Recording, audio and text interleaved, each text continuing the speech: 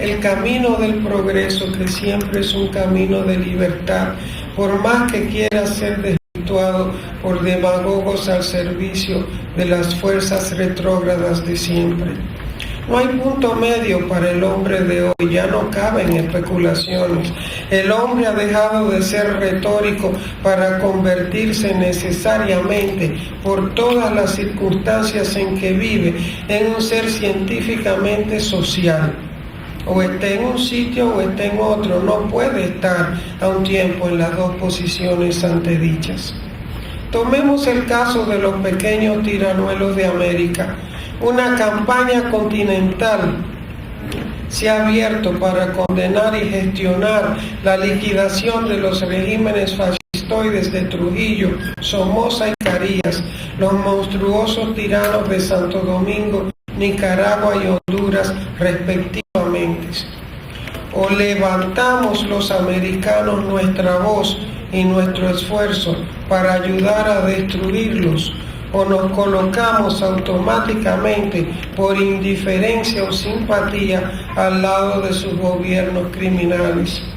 El caso de España ofrece iguales ángulos: o estamos con la República absoluta sin plebiscito, puesto que ya fue hecho por la mayoría del pueblo español, o seremos sostenedores del traidor Franco.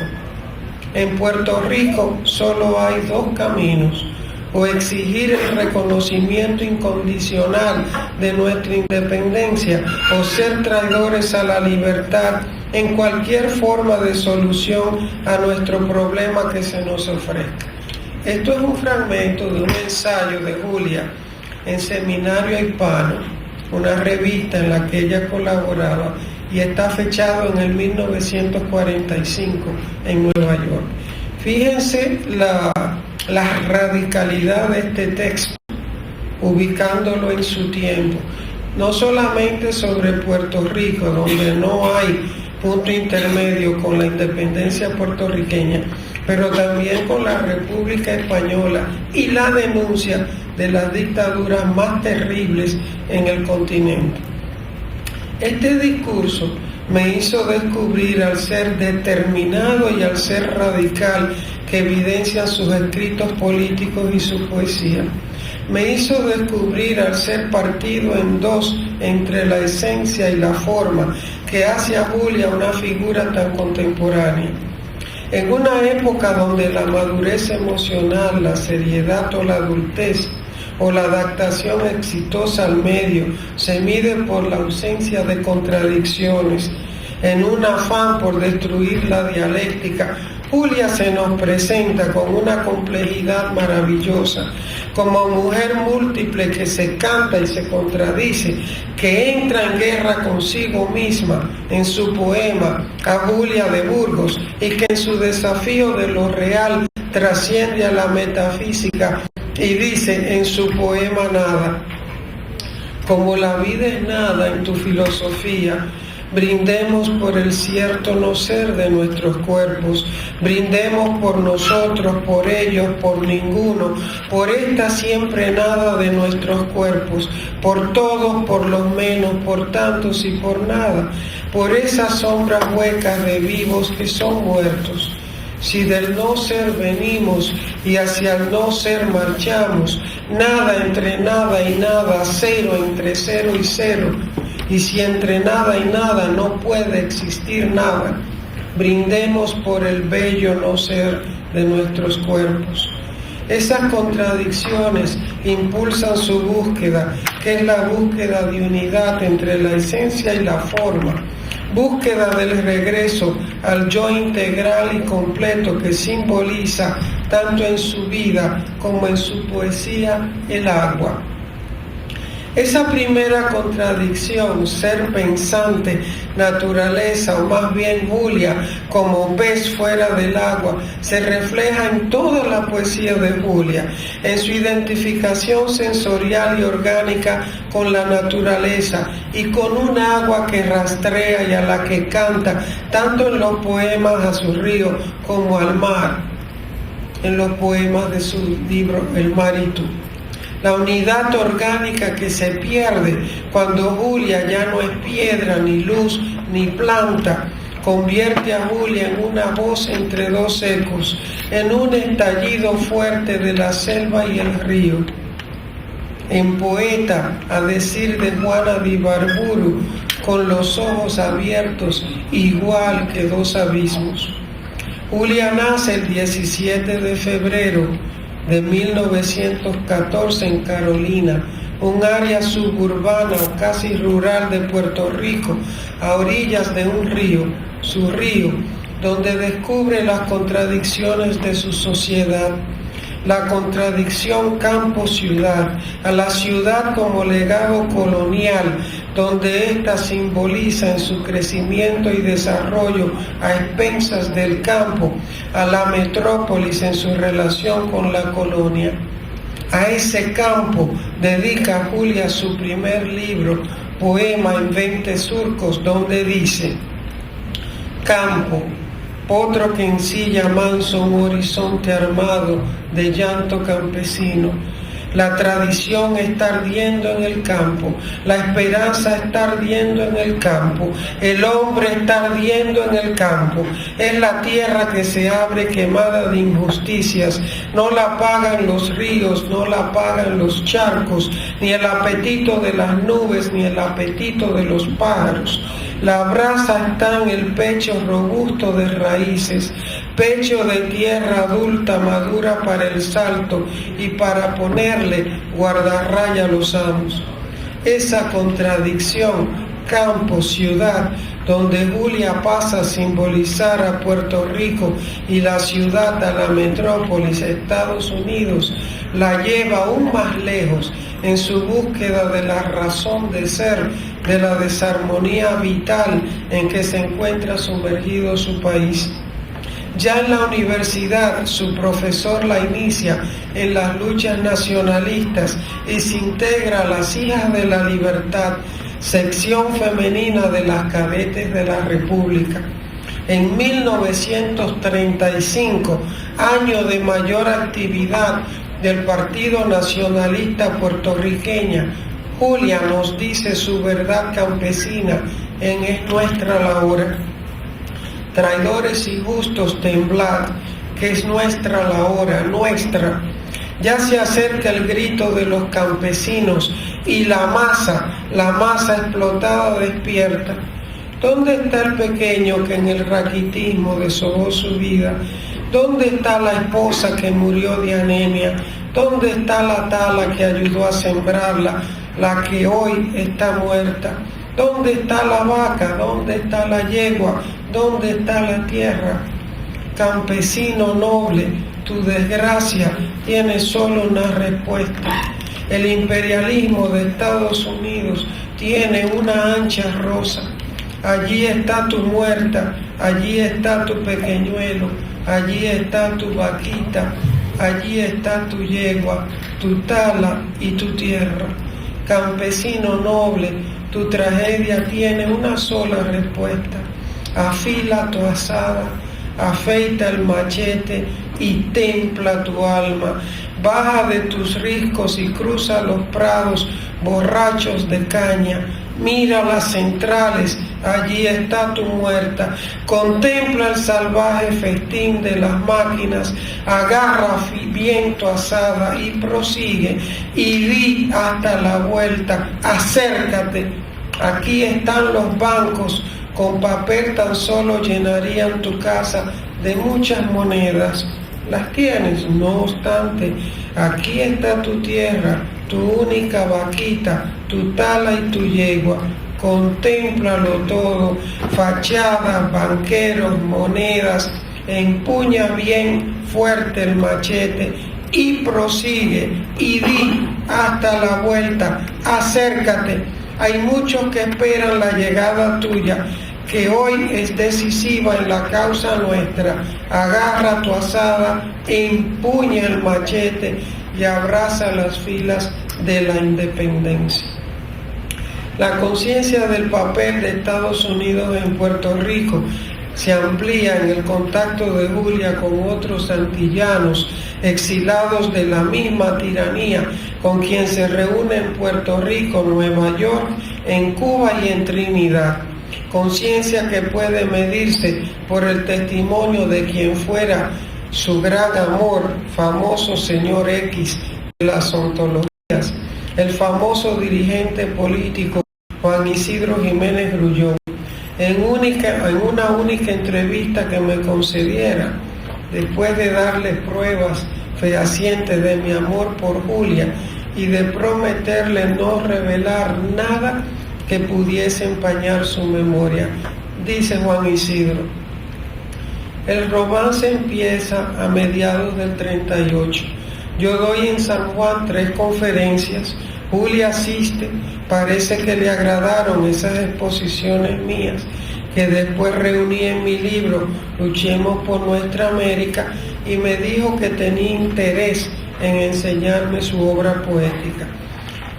A mí me recibieron en Puerto Rico como a un intelectual y revolucionario latinoamericano. La prensa se hizo eco de mi llegada. Fíjense el ego del señor. Y las conferencias que yo di fueron en el Ateneo puertorriqueño, que era la organización cultural más importante de San Juan. Este romance va a durar toda mi estadía en Puerto Rico, que comienza a mediados del 38 y termina a fines del 39. Yo le calculo a Julia para ese entonces unos 24 años. Lo cierto es que mis padres permanecieron totalmente opuestos a ese amor, y yo tenía mucho respeto y amor, una verdadera devoción por ellos. Decidí entonces irme a Nueva York en noviembre del 39 con la intención de escribir un libro de carácter histórico-político sobre la República Dominicana. Julia llegó a Nueva York unos 15 días después que yo y permanecimos allí hasta mayo-julio del 40. Yo salí porque estaba hostigado por la situación económica y quería publicar rápidamente el libro que acababa de escribir. Quería publicarlo en Cuba porque allá tenía muchas amistades, grandes contactos y la esperanza de que al llegar iba a encontrar la misma acogida de antes y varias sociedades culturales me iban a invitar otra vez a que diera en ellas conferencias. Pero al llegar me encontré con una situación política muy seria que repercutía en la actividad cultural y apenas pude conseguir que me brindaran la posibilidad de dictar conferencias pagadas. Una de ellas fue la que mencioné en Trinidad, donde Julia fue conmigo. Y ahí él narra cómo van a Trinidad, pasan muchísimo trabajo porque apenas tenían dinero para el pasaje, pasan hambre porque tenían que esperar que le pagaran los 50 pesos de la conferencia en la noche, y es en la noche que por fin pueden cenar. Pero en el interín, Julia, que está a orillas del mar, comienza a escribir los poemas del Mar y Tú, que es un libro de una belleza extraordinaria. Dice, fuimos al desembarcadero de un arroyo y recuerdo que por la tarde en la montaña Julia se sentó a escribir este poema sobre el río, también muy bello. Todos esos poemas del agua son parte del Mar y Tú y son enormes. En Cuba permanecimos 2 años, de julio del 40 hasta marzo del 42, cuando ella volvió a Nueva York y se reintegra. Esos fueron años de mucha actividad política en el exilio dominicano y Julia colaboraba dentro de lo posible. Ella, por ejemplo, escribió un poema contra Trujillo y muchos otros poemas sobre la lucha que la CIA debe tener, porque a ella le quitaron todos sus papeles cuando entró a Miami a su regreso a Nueva York. Era la época de la Segunda Guerra Mundial. Recuerdo que estaba en San Juan cuando se produjo el pacto Molotov-Preventov y entonces escribí un artículo para una revista señalando que ese era un paso táctico de la URSS. Julia se interesó muchísimo en ese artículo porque nosotros hablábamos permanentemente de política. Su formación social, su pasión por la justicia, todo eso era mucho más intuitivo que formal, porque ella desconocía la evolución del movimiento democrático o la democracia representativa, gracias a Dios, digo yo, eso no está en el ensayo, y mucho menos la evolución del movimiento socialista. Tampoco había leído nada de Marx, yo tampoco en esa época, tal vez algunos resúmenes de Lenin. Julia no conocía el marxismo, pero intuitivamente era marxista. Se daba cuenta de la lucha de clases, pero todo esto estaba envuelto en su ensoñación lírica y todos esos sentimientos que implicaban una penetración en las raíces de la vida, la muerte, el agua, el aire, la naturaleza, el amor, el dolor. Es por eso que podía expresar también el amor a la justicia sin caer en el panfletismo y sin perder el lirismo. Del impacto del exilio compartido por Julia con Juan Isidro Jiménez Grullón y don Juan Bosch hablan poemas como su himno de sangre a Trujillo, el poema más contundente escrito por mujer alguna en contra de una de las dictaduras más represivas de América. Que ni muerto las rosas del amor te sostengan, general de la muerte, para ti la impiedad. Que la sangre te siga, general de la muerte, hasta el hongo, hasta el hueso, hasta el breve gusano condenado a tu estiércol. General Rafael Trujillo, general, que tu nombre sea un eco eterno de cadáveres, rodando entre ti mismo, sin piedad persiguiéndote, que los lirios se tapen sus ojos de tus ojos, vivo y muerto por siempre, que las flores no quieran germinar de tus huesos, ni la tierra te albergue, que nada te sostenga, general de la muerte. General, que tus muertos te despueblen la vida y tú mismo te entierres. Dictador, ¿a qué nuevos horizontes de crimen vuelves hoy a apuntar tu mirada suicida? Esa cumbre de muertos donde afianzas tu triunfo, te podrás resguardar del puñal de la vida. Ese pálido miedo que otra vez te levanta, durará sobre el rostro de un mundo que te espía. Dictador de ese hermoso pueblo dominicano, masacrado en sus ansias y dormido en sus iras, ¿de qué llevas tu cetro? ¿De qué sol te alimentas? De los hombres que muerden tu nombre cada día, del dolor que un gran lecho te prepara en sus brazos, pero no de la espiga, pero no de los ríos que limpiarán el polvo por donde te paseaste pisoteando la vida, pero no de las manos de los niños que crecen, abonando de nuevo universos tus risas, pero no del futuro dictador de la muerte, que tu burla a una tumba con desprecio te fija. Maldición general, desde el sepulcro en armas que reclama tu vida, desde la voz presente de los muertos que marchan a polverear de cruces tu insolente conquista. Maldición desde el grito amplio y definitivo que por mi voz te busca desde todas tus víctimas. Este es un poema de 1944, cuando la República Dominicana está viviendo con más ferocidad la dictadura de Trujillo. Y poemas como el que dedicó a su gran amiga dominicana Telma Fiallo de Cintrón, donde además de una gran conciencia política, demuestra un gran sentimiento feminista. Por cierto, debo informarles que el hijo de Telma Fiallo de Cintrón, Juan Cintrón Fiallo, no pudo entrar a la República Dominicana y asistir al centenario de Julia de Burgos, porque él, como intelectual puertorriqueño, protestó contra una resolución de un tribunal constitucional en mi país que le niega la nacionalidad dominicana a los hijos de los inmigrantes dominico-haitianos desde el 1929. Es decir, han dejado 500,000 de dominicanos haitianos o dominicanos de origen haitiano sin nacionalidad en un limbo legal. Y él protestó, y por esa protesta, nosotros que vivimos en un paraíso de la democracia, a él se le impidió venir al centenario de Julia y no hubo presión que permitiera que él llegara a nuestro país.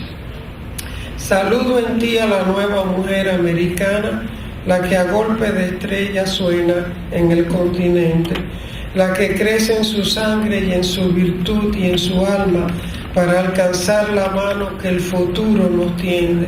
De norte a sur se alinean la dignidad y el abrazo ante el grito de libertad o muerte. Ya la noche se rompe, partida de silencio, y el tronco de la estirpe se renueve y florece.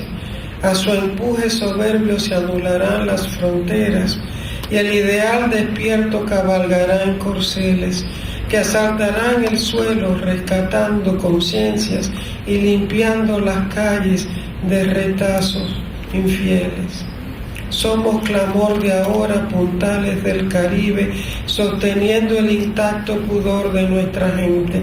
Saludo en ti, mujer que en mí te reproduces, dominicana sangre que se suelta y se extiende. Julia conoce desde muy pequeña las contradicciones de la estructura social puertorriqueña. Las vive en carne propia cuando pierde a varios de sus hermanos, eran 13 ellos, víctimas de la pobreza de su familia. Hablo de los años 20, sobreviven 8. Y cuando como un marimachito cualquiera acompaña a su papá en sus recorridos por el campo y se forja pájaro silvestre al que no le importan las restricciones de ningún tipo para lanzarse en pos de la vida y en pos del amor. Así Julia, rompiendo todas las normas de lo que sería el comportamiento de una mujer propia de su época, conoce y se enamora de un dominicano, se divorcia y le sigue al exilio, y fiel a sí mismo se entrega por encima de todos los prejuicios de quienes veían en ella a una bohemia, o peor, a una poeta. Dice Juan Isidro, para esa época estaban allá mis padres, se enteraron del romance, creo que yo mismo se lo dije, procuraron información sobre Julia y les informaron que sí, que Julia era una gran poetisa, pero que no era una mujer apegada a los valores tradicionales del hogar y la familia, que tenía tendencia a la dipsomanía y, como era lógico, mis padres eran dos buenos burgueses, se opusieron a la relación. A la maledicencia Julia responde con un poema que se llama Canción de la Verdad Sencilla, devolviéndole al amor, a la pasión, su naturaleza de verdad y su carácter de impulso elemental y simple, sin la complicación que la ciudad, el coloniaje, la tradición, la diferencia racial y de clase le infligen. Yo fui la más callada de todas las que hicieron viaje hasta tu puerto. No me anunciaron lúbricas ceremonias sociales, ni las sordas campanas de ancestrales reflejos. Mi ruta era la música salvaje de los pájaros que soltaban a los aires mi bondad en revuelo. No me cargaron buques cargados de opulencia, ni alfombras orientales apoyaron mi cuerpo. Encima de los buques mi rostro aparecía, silbando en la rotunda, redonda sencillez de los vientos.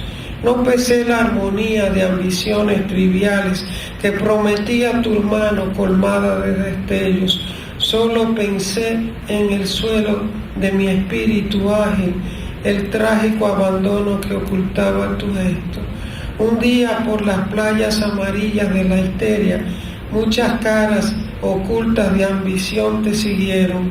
Por tu oleaje de lágrimas arrancadas al cosmos se colocaron las voces sin cruzar tu misterio. Yo fui la más callada de todas las que hicieron viaje hasta tu puerto. De cada una de esas contradicciones, ser pensante, naturaleza, campo, ciudad, sujeto colonial, metrópoli, mujer, sociedad, surge Julia cada vez más desnuda, pero cada vez más intacta, porque en su búsqueda la sostenía una gran rebeldía ante la muerte a la que desafiaba. Aquí estamos para vivir, no para morir. Se muere en la muerte, no en la vida, y el que ha vencido a la muerte en cierto aspecto no tiene derecho a entregarse. Tanto combatió Julia a la muerte que aun cuando ésta parece haberle ganado la partida, se burla y decide morir en el idioma que simboliza la muerte de Puerto Rico, el inglés, para vivir en español, donde reside nuestra esperanza. Escuchen estos versos que están escritos en inglés y es lo último que se rescató del hospital donde ella pasó sus últimos días. It has to be from here, forgotten but unshaken, among comrades of silence, deep into Welfare Island, my welfare to the world. Tiene que ser desde aquí, olvidada, pero incólume, entre camaradas de silencio, en las profundidades de Welfare Island, mi despedida del mundo. En el 2014 son pocos ya los dominicanos y dominicanas que por lo menos en el mundo de las letras preguntan quién es Julia de Burgos. Darla a conocer no ha sido fácil, no por las predecibles resistencias que su posición vertical ante la vida provoca en los mediocres, sino y también por la reacción de los que no entienden nuestro destino común como países del Caribe y los lazos irrompibles que unen nuestras dos islas. Baste y sobre decir que Pedro Mir y Juan Bosch son ambos hijos de puertorriqueñas y que madre de dominicanos sería Julia si no hubiese estado destinada a ser madre de la humanidad. Rendirle homenaje en su patria que amó tanto y que nunca pudo visitar, la República Dominicana, y dar a conocer sus aportes a la lucha por nuestra verdadera independencia, no es solo una obligación moral, es otra forma de amarla. Gracias.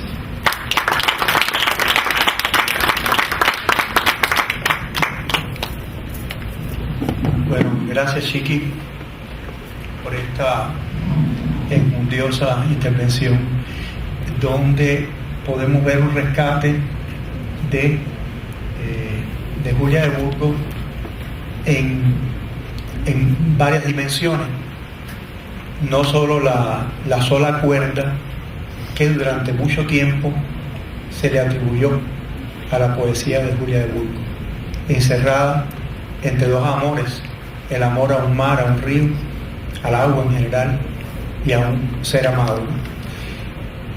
De manera que hemos podido ver otras facetas de Julia de Burgos, facetas de su preocupación social, su origen humilde, campesino, una persona que entre 13 hermanos logró una educación, logró una superación personal y por otra parte con un espíritu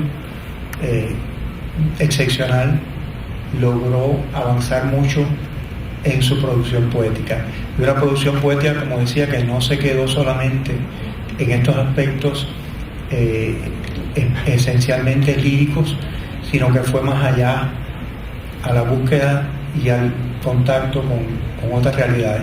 Y además, en Julia vemos un detalle también muy interesante que ya en lo que Chiqui explicaba se puede constatar, que es una vocación de antillanidad que está dada por sus múltiples tránsitos.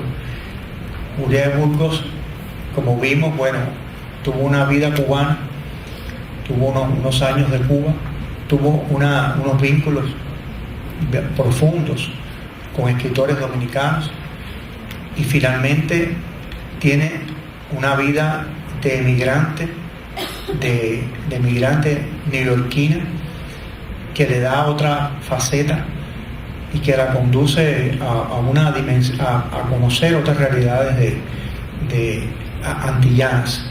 O sea, estamos en presencia de una poeta caribeña en muchas dimensiones. Quiero aprovechar ya, como siguen llegando bailadores al baile. Tenemos aquí a Odaía Enrique, pero quería antes, en ese tránsito precisamente, entre la presencia de Chiqui Vicioso, dominicana, precisamente, y una cubana, que va a hablarnos después, Odaía Enríquez, voy a hablar de una ausencia. O sea, deberíamos tener aquí una persona de Puerto Rico. Entonces, como no está aquí ella, le puede hablar, pero yo voy a mencionar, claro que muchas personas de Puerto Rico pudieran venir. Hay muchas personas en Puerto Rico que han trabajado la obra ahora mismo acaba de estar en el Premio Casa de las Américas Juan Ángel Pi, que tiene trabajo sobre Julia de Burgos.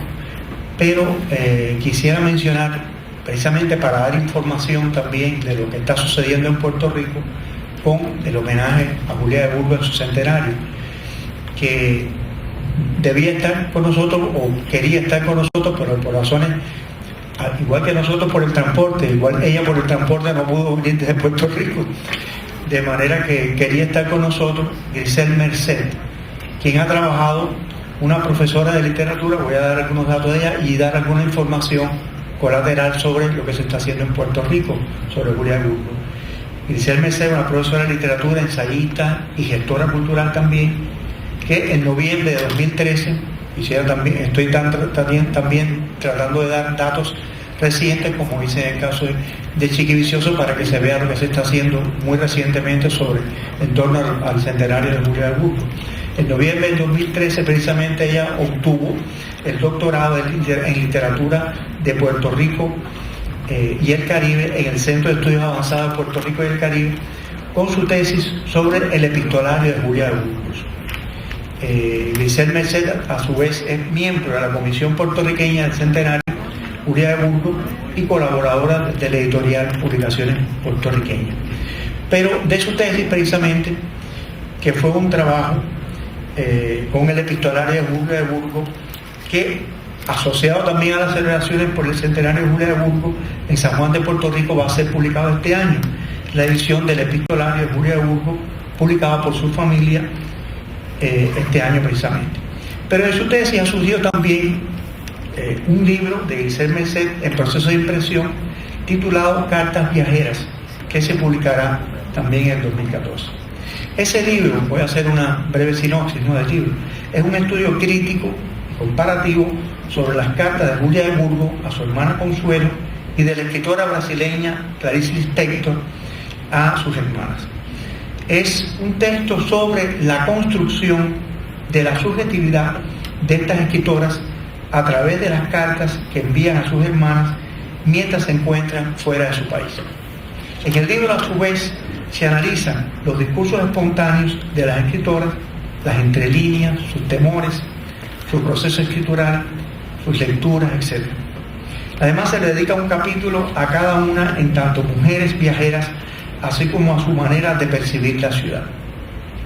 Por lo tanto, en el caso de Julia, se le dedica parte del estudio a su visión de La Habana y otros pueblos de Cuba, como Trinidad, así como a las anécdotas sobre el tiempo en que vivió y estudió en Cuba, es decir, de 1940 a 1942. Quería precisamente mencionar esto, porque me permite un enlace con lo que ha realizado Oday Enríquez Cabrera, que tenemos aquí presente, quien terminó estudios de licenciatura en la Facultad de Artes y Letras de la Universidad de La Habana en el año 2013 y además cursó el posgrado en Redacción y Estilo impartido en el Instituto Superior de Periodismo.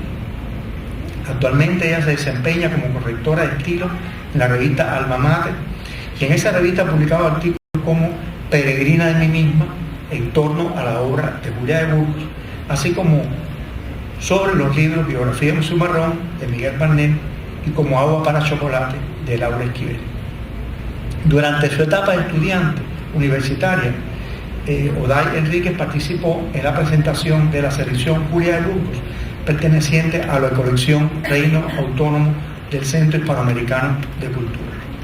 Y el tema de su tesis de licenciatura fue precisamente neorromanticismo, relectura y creación de un estilo en la obra poética de Julia de Burgos y Carilda Oliver Labra. Ahí queríamos llegar precisamente en armonía con el trabajo de Grisel Merced, que es un estudio sobre el epistolario de Clarice Lispector y Julia de Burgos a su familia.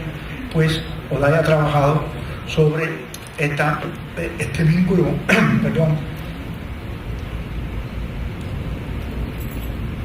este vínculo estilístico entre la obra poética de Julia de Burgos y la cubana Carilda Oliver Labra. Y hoy ella precisamente abordará los tópicos neorrománticos que se observan en la obra de Julia de Burgos. Buenos días.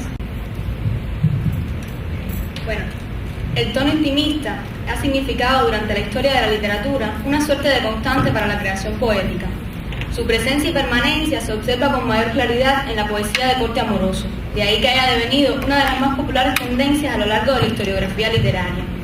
Su contenido principal se enfoca en la experiencia personal e íntima del sujeto, en donde se incluye toda la gama de sentimientos humanos y se privilegia el amor como el más importante de todos. Siendo heredero del estilo romántico decimonónico, el intimismo resulta un tópico recurrente en una corriente surgida y desarrollada en los primeros años del siglo XX, el neorromanticismo. Esta vertiente poética ha permanecido desde su aparición en el gusto popular, de ahí que sea considerada en muchas ocasiones una tendencia menor dentro del panorama literario. La esencia del intimismo neorromántico se encuentra en la vuelta a la vida interior, como asunto principal de la poesía, de ahí que el sentimiento asuma la primacía y dentro de este el amor, por supuesto, como el más importante. Lo que el poeta intimista se propone es expresar por medio de su percepción los distintos estados de ánimo, casi siempre relacionados con este sentimiento amoroso.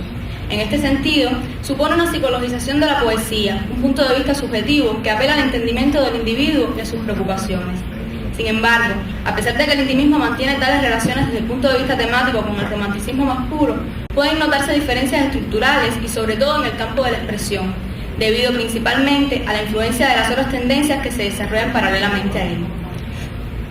Bueno, ante este breve esbozo vamos a entrar directamente en la figura de Julia de Burgos, que como exponente del intimismo romántico puertorriqueño, Julia de Burgos abordó las temáticas que privilegian los tópicos de la experiencia personal, la búsqueda del destino, la exploración interior, el amor en toda su gama de expresiones, desde la efusión feliz y el goce hasta el despecho y el desamor que van a encontrar su refugio en la muerte. También se enfocó en los temas de preocupación social, las injusticias políticas y la protesta en contra de la situación de la mujer. También se advierte en ella una identificación con la naturaleza, a la que ve como un espacio puro y de realización del hombre. En este sentido, su obra se enfoca en 3 líneas de desarrollo poético fundamentales. En primer lugar, la reforma social y la oposición ser-deber ser, que se reflejan claramente en su primer poemario, aunque serán tópicos recurrentes en toda su obra y como parte de su quehacer social. En segundo lugar, la interioridad, que va a englobar los sentimientos y pensamientos más profundos de la escritora. Aquí pueden incluirse sus otros 2 poemarios, uno dedicado al amor, Canción de la verdad sencilla, y otro a reflexiones un tanto más pesimistas y a la muerte, que va a ser El mar y tú. Por último, lo natural, como línea temática, va a estar presente a lo largo de toda su obra, en una relación indisoluble de arte y naturaleza. Aunque el objetivo de esta ponencia evidentemente no es abordar la vida en sí de Julia de Burgos, sí hay que señalar que son sus poemas marcadamente autobiográficos, reflejos de etapas de su vida y quizás de toda ella, por lo cual es imposible hacer una lectura sin tener en cuenta al menos estos elementos. En su obra develamos cierto dramatismo dado por el enfrentamiento de un yo interno y un yo social, en una dicotomía de positivo y negativo, donde la interioridad va a apelar al positivo, mientras que el exterior, la sociedad, posee los rasgos negativos.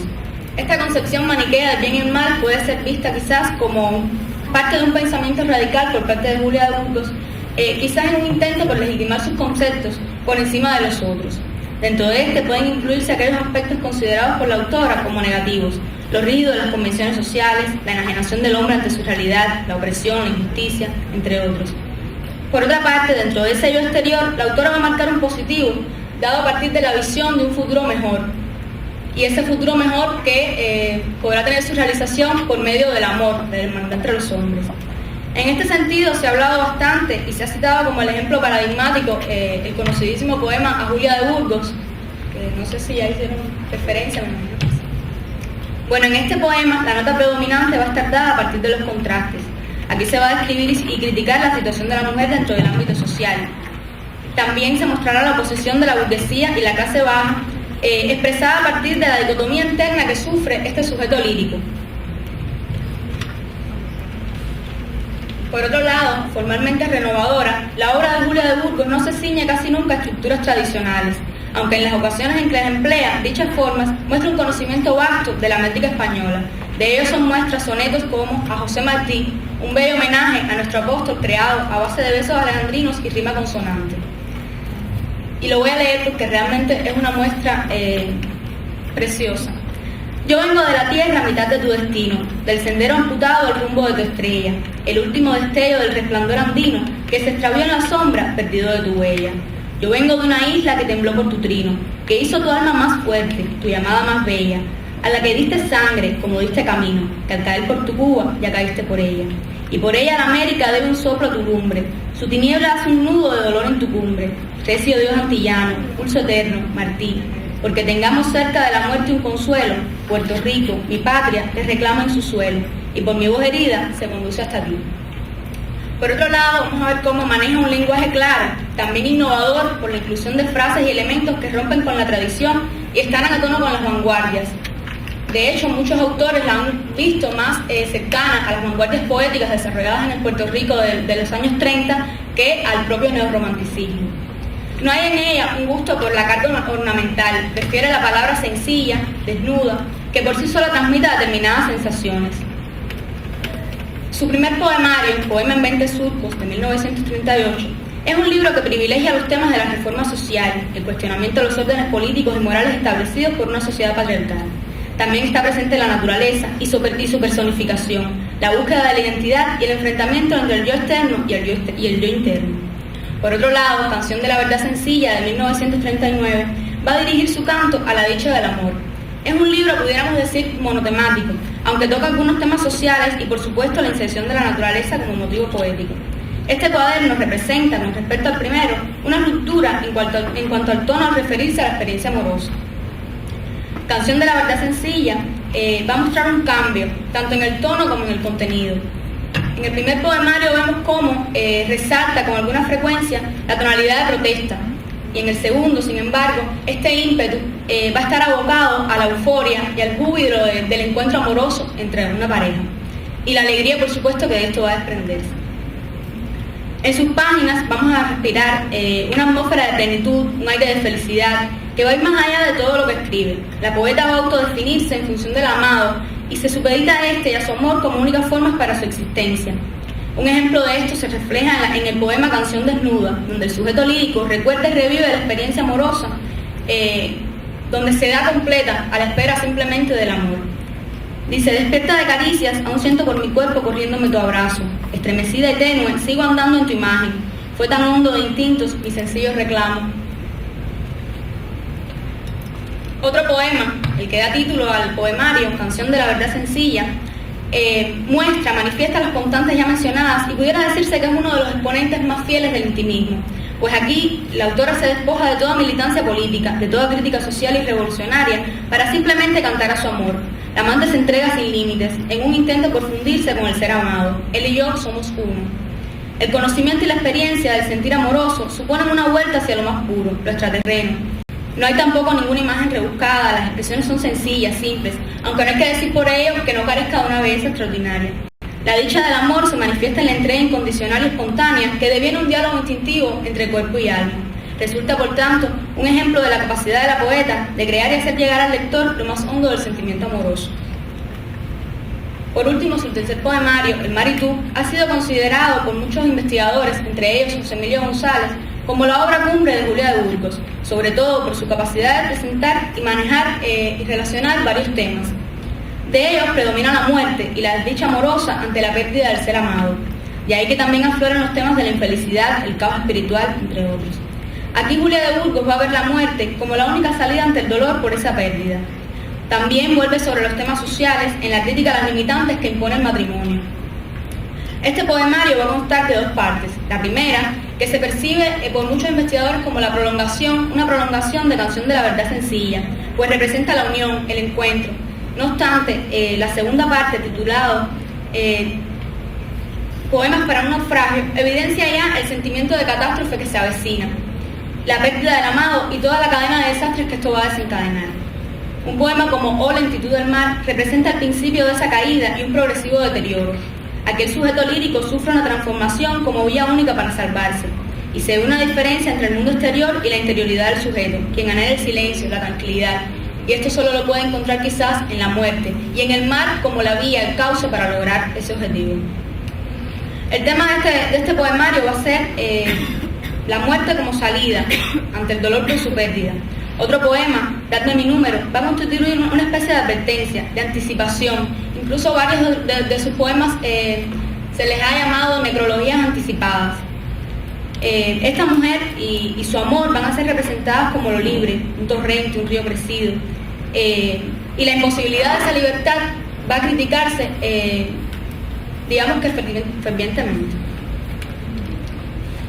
Por otro lado, vamos a ver cómo a lo largo de sus tres poemarios aparece lo íntimo como una categoría poética, cuya expresión máxima va a encontrarse en un poema titulado precisamente así, Íntimo, donde el sujeto lírico realiza un viaje de reconocimiento hacia su propia interioridad, indagando en sus particularidades. Cito: se recogió la vida para verme pasar, me fui perdiendo átomo por átomo de mi carne, y fui resbalándome poco a poco al alma. Peregrina en mí misma, me anduve un largo instante, me prolongué en el rumbo de aquel camino errante que se abría en mi interior y me llegué hasta mí, íntimo. Aquí el sujeto lírico es definido a partir de su interioridad. Esta interioridad, intimidad, es para Julia de Burgos la vía por la cual canalizar la búsqueda de la verdad, de lo real en tanto pensamiento y reflexión interna. En otro poema, Amaneceres, se ve una presentación y tratamiento distinto de la intimidad. Aquí no hay un diálogo interno ni se cuestiona frente a la sociedad, que es algo que se ve en el poema a Julia de Burgos, sino que va más allá de su propia individualidad, con el objetivo de traspasar o borrar los límites entre lo general universal y lo particular personal.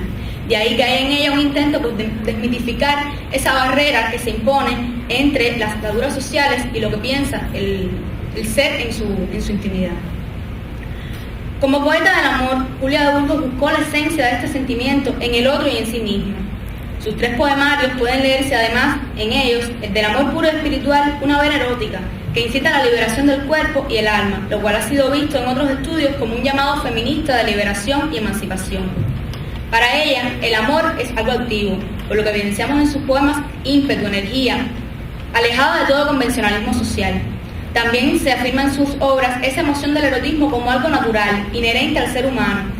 Por eso defiende tanto el derecho de la mujer de expresar libremente su sexualidad y su sensualidad.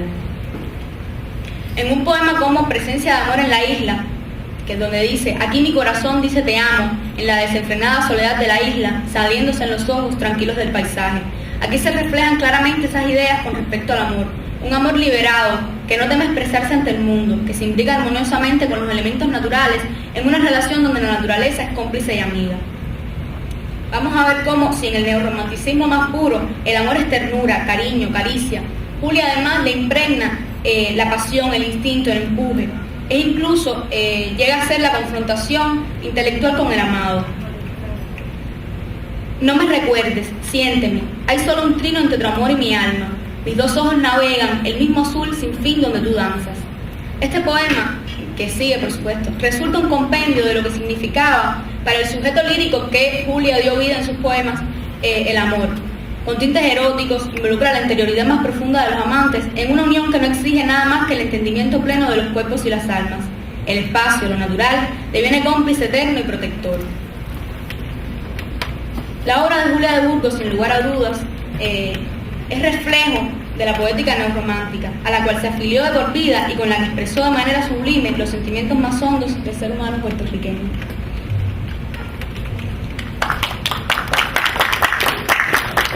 Muchas gracias, Oday.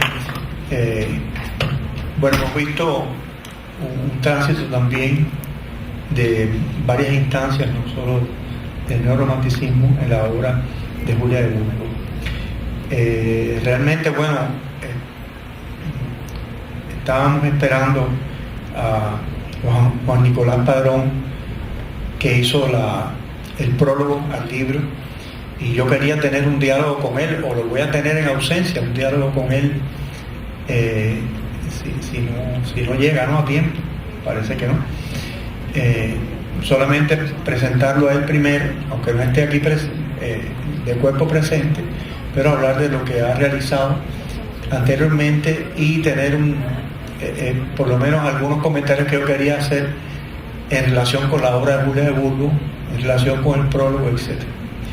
Bueno, Juan Nicolás Padrón, que ha hecho este prólogo, licenciado en Lengua y Literatura Hispánica de la Universidad de La Habana, ha publicado 9 poemarios, el último de ellos titulado Confesiones y Resistencia, en 2009, así como los libros de ensayos La Palma en el Huracán y Géneros Literarios y Periodísticos de 2004.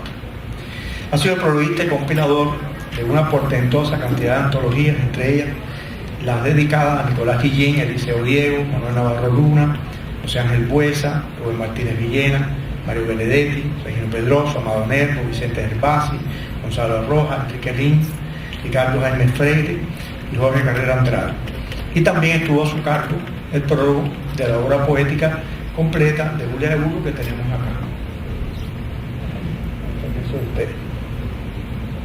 Que acaba de ser publicado por Casa de las Américas en 2013, precisamente para el centenario de Julia de Burgos aquí.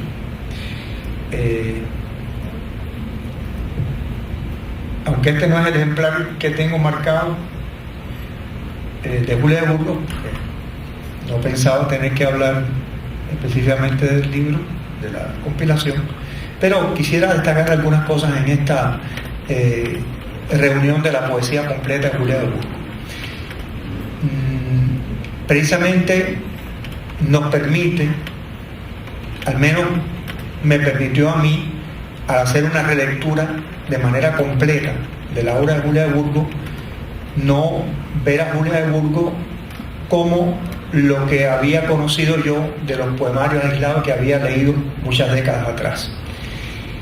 Me permitió precisamente ver esta gama de multiplicidad de referencias en su poesía, de un espíritu mucho más amplio que el encasillado en un río, el Río Grande de Loíza, y la relación con su amado, que evidentemente marcó y lastró toda su obra, como es la relación con Juan Isidro Jiménez Grullón, que ya había mencionado Chiqui Vicioso precisamente.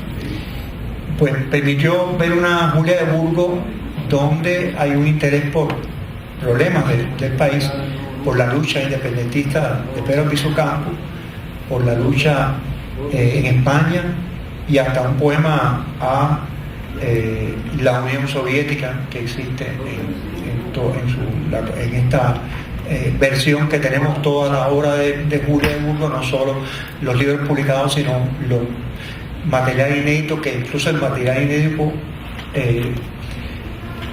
integra más de la mitad del volumen. O sea, había mucho más no publicado en libro que lo que ella en vida publicó, porque hay un libro que es póstumo también. Bien, sí, entonces lo que quería yo mencionar sobre esto es precisamente que Padrón en su prólogo habla precisamente de la influencia, y también ha hablado Day, de una etapa de neorromanticismo su vínculo con una cierta etapa también de la poesía de Pablo Neruda. Precisamente ella conoce a Pablo Neruda en La Habana y está presente en su obra, su poesía. Pero también, por supuesto, quiero destacar que hay un poema de ella a Federico García Lorca, y evidentemente también hay una presencia de Federico García Lorca, y yo diría también de Rafael Alberti en su poesía. Y quiero eslabonar esto. Yo hice en esta relectura, empecé a marcar las palabras que evidentemente ya se sabe que son muy comunes y muy habituales en su poesía, y reaparecen una y otra vez en su poesía: río, agua, nada, alma, olas, aurora, blanca, sueños, estrellas, orillas, fuente, alas, mar, espuma, sola, sombra, todo, amor, mañana, dolor, remos, corazón, soledad, palomas. Si estuviéramos en la etapa de la enfermedad de los estudios estilísticos cuantitativos, ya rebasados en los estudios literarios, por lo menos actualmente, al menos en su aspecto pueril, colegial, veríamos cuán presentes están estos vocablos en su obra. Y esta pasión, obsesión por los vocablos doblemente líquidos, semiológicamente líquidos y morfológicamente líquidos en sus consonantes, así como abiertos en sus vocales, son una herencia particularmente de muchos autores, pero de la presencia de Federico García Lorca en su poesía. Y ya decíamos que su poema Federico precisamente es un testimonio de esa admiración, y Rafael Alberti también. Quizás quiero aprovechar para lanzar también mi apreciación sobre un aspecto determinado, que quizás esta herencia es compartida en el mundo latinoamericano, por supuesto por muchos autores, pero quiero señalar a uno, por Efraín Huerta, el Efraín Huerta de Hombres del Alba, del año 44, pero que fue antecedido por el poemario Línea del Alba de 1936, que no tengo constancia de que fuera conocido por Julia de Burgos, pero es un libro publicado en el 36 de Efraín Huerta, que precisamente es el momento en que Julia está comenzando y empezando a publicar en revistas y luego en libros su obra poética. Y he mencionado esto también porque estamos celebrando, y esta es otra confluencia, el centenario de Efraín Huerta este año. El 18 de junio se celebrará precisamente el centenario de Efraín Huerta. Claro que no solo Federico, Rafael Alberti, Neruda antes y otros muchos autores, sino también hay en Julia de Burgos un coloquialismo que antecede y que está en vínculo también con la evolución de la obra poética de Efraín Huerta, y también la presencia de un César Vallejo agazapado que fue ganando terreno en su discurso poético, evidentemente. Bueno, Chiqui quería decir algo también.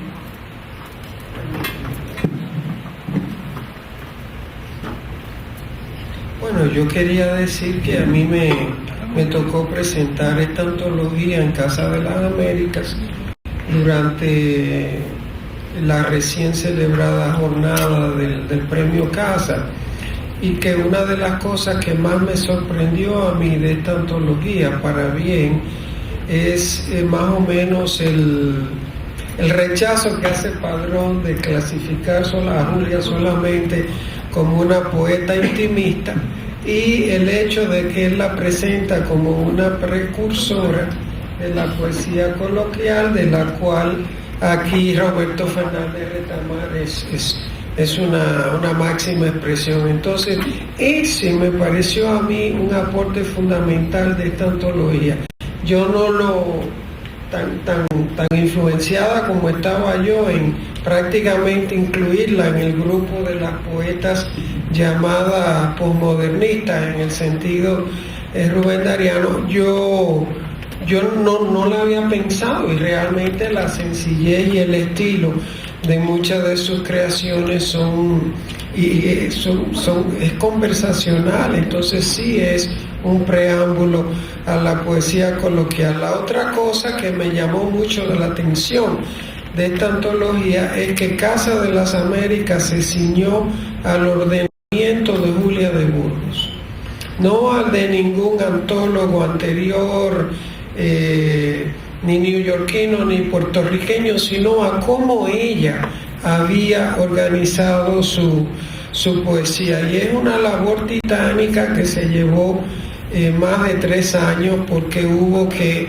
realmente investigar y conversar con la familia, buscarla, fijarse un poco en la propia papelería de la poeta. Entonces pienso que esta antología es un aporte invaluable dentro de lo que han sido las antologías de Julia de Burgos hasta ahora.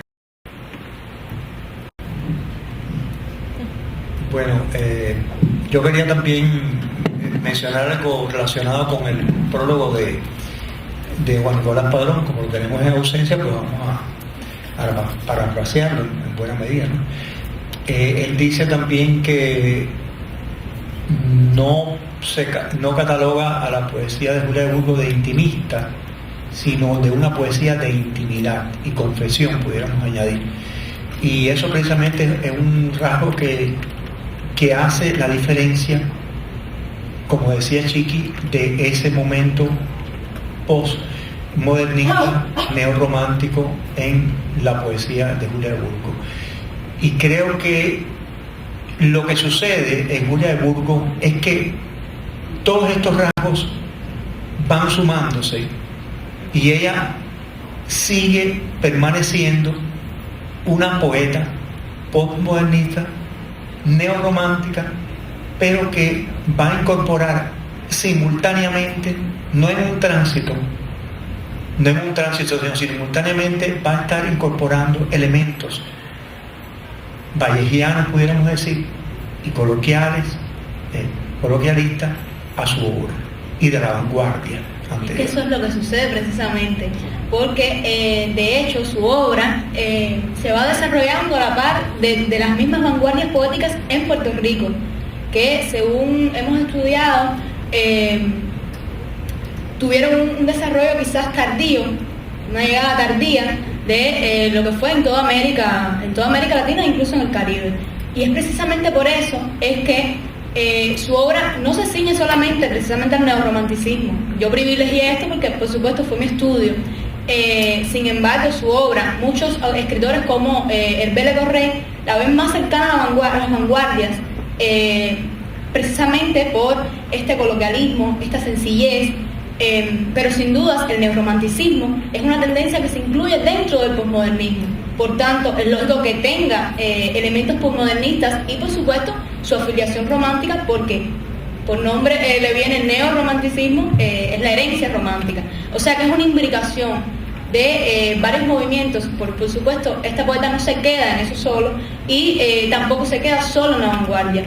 Me parece a mí que lo que logra Julia de Burgos realmente es esa armoniosidad entre varias tendencias, varios movimientos, y por supuesto ninguno de esos 3 poemarios se queda en uno solo. Ninguno de esos 3 poemarios hace más bien pudiéramos decir una simbiosis de todo lo que a su alrededor sucedía y de todo lo que ella se impregnó. Pienso que en este sentido pudiera haberse esa relación. Lo que pasa es que uno privilegia una lectura y otros otra, por supuesto. Sí, agradezco mucho la intervención de Odai también. Precisamente por eso yo aludí a Efraín Huerta por lo siguiente: la obra de Julia de Burgos queda trunca, muere en el año 54, antes de 53, sí. Pero la obra de Efraín Huerta continúa, y precisamente podemos llegar hasta los poemínimos, los poemas eróticos, los poemínimos, una especie de haiku que parte de su final de su obra, en fin, con gran cantidad de humor, etcétera, y podemos observar ese tránsito, ¿no? Creo que en Julia se ha visto todo esto unido, o va a ir apareciendo junto. Realmente creo que este centenario va a ser muy útil, de mucha utilidad precisamente porque va a dar a conocer esas distintas facetas y aristas de la obra de Julia del Burgo. Si hay alguna persona que quiera hacer algún comentario, alguna pregunta, para no acaparar la mesa toda la idea.